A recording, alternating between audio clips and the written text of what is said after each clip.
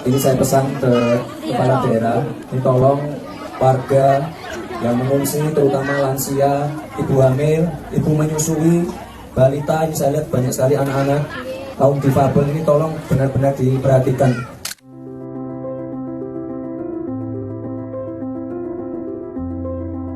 Pak Gubernur ini saya lihat di beberapa tempat di Kalsel ya, ini memang curah hujannya lagi tinggi.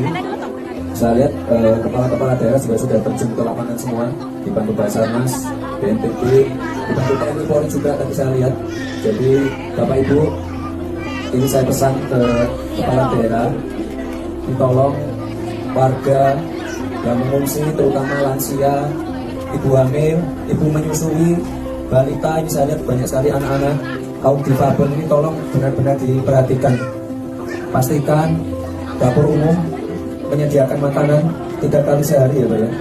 Lalu posko untuk pengobatan, pastikan juga selalu kebutuhan makan, kesehatan tersedia semua, obat-obatan tersedia semua.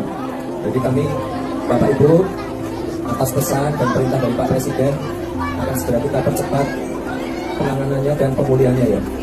Rumah rusak itu nanti akan diperbaiki oleh pemerintah. Tapi saya lihat sudah di sana sudah bersama Pak Wagub sudah mulai ada perbaikan. Jadi Bapak Ibu nanti semuanya akan dikerjakan oleh pemerintah.